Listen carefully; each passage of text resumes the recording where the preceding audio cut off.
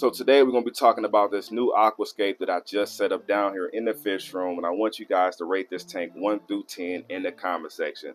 I'm giving it about a 9.5 right now, and that's only because I didn't add all the fish that I wanted to add in here. But I'm curious to see what you guys' opinion is, so leave those comments down below. Now, I spent about 6 hours scaping this tank, and I didn't record any of the build process because I was just down here hanging out with my family that day, and I just enjoyed every single minute of it. I think that's the best part about the hobby for me, is scaping new tanks, planting tanks, adding fish, and just setting them up. I think that is the funnest part about the hobby. So we're going to still dive into this tank. We're going to talk about everything about the substrate, the hardscape, the plants, the filtration, the fish, and everything else in between. So we'll start right here with the substrate. And you can see our nice little hill string loach right there looking good.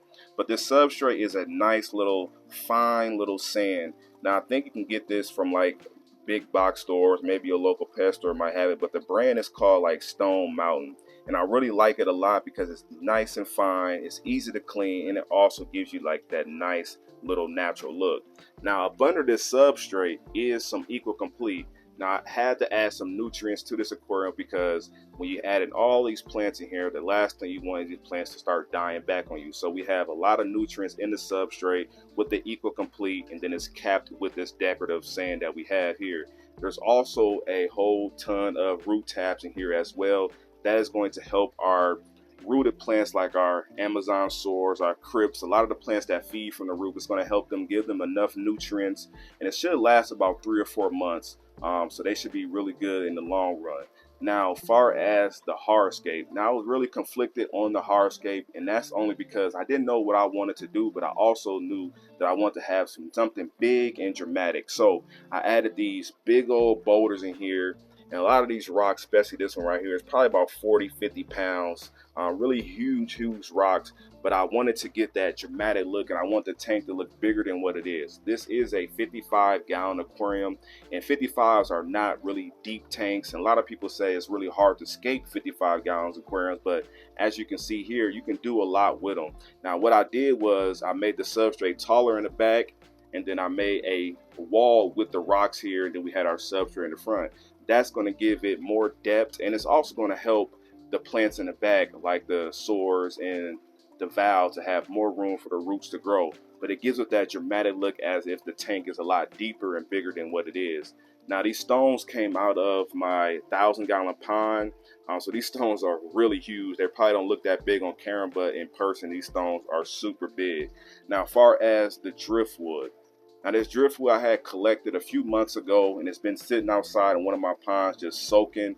And what I like about it the most is that it already had a little bit of algae on it. It had some character to it already, and I just like how it's structured. Now I did have to glue this driftwood down to the rocks because I didn't want to put a rock on top or anything like that. It was going to take away from the look, so I did glue this driftwood down to the rocks. We have a few connecting points right here, some right here, some right here. So we glued that down, and that's not going anywhere. It should stand the test of time. But I really like the driftwood as well because it makes the tank look a lot taller. It gives that height and that dramatic look that I was going for.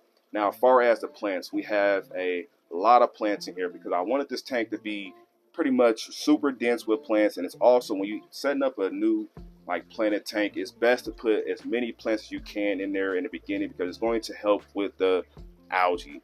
We don't want this tank to get a lot of algae, and most planted tanks get algae in the beginning, and that's because you don't have a lot of plants or there's just too many nutrients in the substrate. So I added a lot of plants in here so that way we can balance everything out, and I really like how it all came out. Now the first plant in here is this crypt parva right here. I really like this parva. You can see it has like a nice little narrow leaf, and it grows really tall. And since these plants been in here, they've already been growing. You can see this one already growing up crazy. It's getting all them nutrients from the substrate. So we have a few little crypts scattered throughout in the foreground, and also in the foreground we have some dwarf sage. Now I really like dwarf sage because it doesn't grow too tall, but it also it's pretty much like a carpeting plant. So as it starts to grow, it will start sending off runners, and then it'll send up another plant here, another plant here, and eventually this whole foreground should be covered with crypts and dwarf sage. I'm hoping it comes out like that. Also in the front here, we have a few small Amazon sores that I already had down here in the fish room. So we got those guys in here to give us a nice little look over here in these corners. And then right here in the middle, we have a nice little dwarf aquarium lily. Now I had this in a different tank and it wasn't already doing the best, so it's melting a little bit in this aquarium, but all I have to do is just snip off like these bad leaves and it'll start growing new ones from the bottom. The same with the back. I put one back here. You can see it's growing all the way up to the top, but if you cut those off, it'll start growing new lilies from the bottom. So I need to do that little maintenance, but for right now I'm loving the dramatic look that we have in here. Now we also have a lot of little pieces of Anubias in here. So we have little Anubias scattered throughout. And I really like Anubias because it gives you a whole totally different look. You don't need to plant it in the substrate, but Anubias will grow in your substrate. It will find the substrate and start to suck out some nutrients from the substrate as well. So we have a few Anubias scattered throughout, and I'm really liking how that's looking as well. Now, as far as the driftwood, the plants that's on the driftwood, this is all Java fern. Now I got hooked up on this Java fern and I had to take advantage of it, and I put every piece on this wood. I really like how it came out. So I glued all this Java fern all over the wood. I'm loving how that's looking, man. Just give it so much of a natural look. So there's tons and tons of Java fern all over the wood. I even glued some Java fern like on that rock right here. I glued some on this rock here. So we got tons and tons of Java fern in here, and hopefully all that starts to grow and take off and we can continue to propagate this Java fern as well. We even put some up here on top of this driftwood, so it's looking really good. Now as far as the back plants back here, we have some jungle valves. We got a nice tall jungle valve that probably needs some trimming right now, but I just kind of want that dramatic look, and once it starts growing too much, I'll start trimming it. And then we have our Amazon swords. Now a lot of the times when people buy these swords from like fish stores, they be all big and green like that, but a lot of times it comes in from the farms like that and they grow those immersed. So when you start seeing your plants melting back like your Amazon swords, that's what happens when they get into our aquariums, because they were grown immersed and they got to die back and grow new leaves. So don't be scared when that happens. But if you have enough nutrients in the water, in the substrate, you shouldn't have any problems. Now we also have some corkscrew valve in here, some really small, short corkscrew valve back here in different spots. So hopefully that starts growing really good, and we can get some corkscrew valve growing in the back along with our jungle valve as well.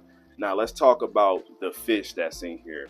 Now I put in a collection of fish that I enjoy down here in the fish room. A lot of the fish that I imported recently or some fish that I just really like. So we added a little bit of a collection of fish, and I think that's why I want this tank to be a collection of fish that we either import or bring in, or also some fish that I just buy and I just love and I just want to keep them forever. So we put in 2 of these autumn angels in here. That's one of them right here, and the other one probably somewhere in the back hanging out. Oh, there you go. So I put 2 of these guys in here because I really want to grow these guys out and see what they mature into. Really love that angel. Then we also added in, I think, 12 of these Congo tetras in here, and everybody's still getting used to this tank, so they all been kind of like hanging out over here in this corner. So we got 12 of these Congo tetras, and I'm really excited to grow these guys out. I know for sure I got about 3 males, so I'm excited to see how these males turn out, because I think Congo tetras are a very beautiful fish. Now we also have these rose line sharks in here. I love these fish. I had these guys for probably about 6 months now. I do have some smaller ones that I just imported, but these guys are nice and big. So I think I got about 5 of them in here. They're a really nice little group, and I really like this fish, and they give us some nice color in the planted tank. Now we also, these guys over here freaking out when they just swimming against the glass. We put in some albino red-eye angels in here as well. Really wanted to keep those guys and grow them out and see what they turn into, and we still have a bunch of those for sale as well. We have some Hillstream loaches in here. I think this is one of the dopest little loaches, man. I love Hillstream loaches. I am going to breed them in the future, but right now we're going to keep them in this display tank and just enjoy them. Now we do have 2 other species of fish in here. You can see one right here on the glass. We have these Julie Cories in here. I love these. I think I put about 6 of them in here. And they all just everywhere, just swimming all around, scavenging. Look, one just came across the glass. So we got about 6 of the Julie Cory, stir-by Cories in here. And then the focal fish right now is these beautiful, you can see them back there, these electric rams. I have a pair of rams in here, and I still have a bunch of them. I'll show you guys more towards the end of this video. But we got all the electric rams. It's kind of hard to see them. So many plants so dense in this tank right now. But we can feed them a little bit and see if anybody wants to come out. It's that time of the day anyways. We can feed them, see who wants to come out and eat. Now I'm still working with the flow of this tank. We have a lot of filtration on this tank. Normally I don't run big filtration, but on this tank we have a nice hang on the back that you can see is moving a lot of water. And we also have another hang on the back that you can't see right here. It's a smaller one, but all the plants is kind of blocking. And then we have some air going as well. So there's a lot of flow in this tank. You can see the plants kind of just moving in the wind. Now I'm not sure if the fish enjoy this, enjoy the water movement just yet, but we'll see how they interact. But you can see now they all coming out now. You see all those stir-bys down here. Just a cool little fish. Oh, look, the electric blue ram that came out. Just beautiful, man. Just a beautiful fish, and I have tons of those down here in the fish room. Now the lighting on this tank, I'm running 2 different lights. Right now there's 2 lights on. We're running a few different plant lights. I'm testing the lights to see what light is going to work better. So I'm running both of the lights for about 4 hours right now. And then I'm only sticking with 1 light for like another 2 or 3 hours into the evening. So just playing with the lighting right now to see what's going to look the best, what's going to help the plants grow the best. But we'll keep testing that, and I'll give you guys some updates on what my opinion is on these lights.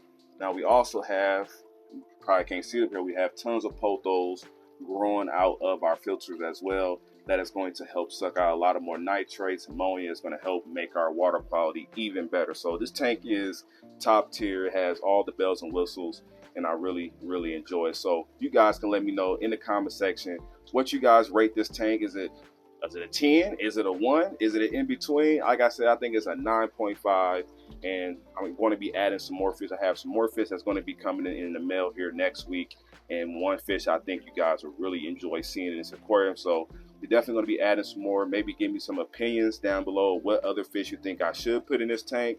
I want to do discus, but maybe, I don't know, because of the temperature, I don't know if some of these plants might not be able to thrive in the discus tank. Maybe the Java fern will, maybe the valve, but I don't know about the source of things. So let me know in the comment section what you guys think, and that is going to be pretty much it. But before I go, I wanted to give you guys an update on the rest of our rams and a few other fish down here in the fish room, so stick around. So before I get up out of here, I want to give you guys an update on our electric blue rams. These guys have been moved to a 40 breeder, and they are doing absolutely amazing. You can see a few of those males in there are just like super blue. It's just crazy, especially with the right lighting. This tank doesn't have the best lighting on them, but with the right lighting, these fish be looking crazy how blue they are. I really like this tank, actually. It's a nice little 40 breeder. I've been enjoying it. I even go lie, be down here just hanging out with these guys. So while I'm here, I wanted to give you guys an update on all our bichers. These guys have been doing amazing over the last 3 weeks. You can see there's so many of them in here. I think I got about 35 of these, the Heisey bichers, man. So if you guys are interested in these, they will be available here very soon.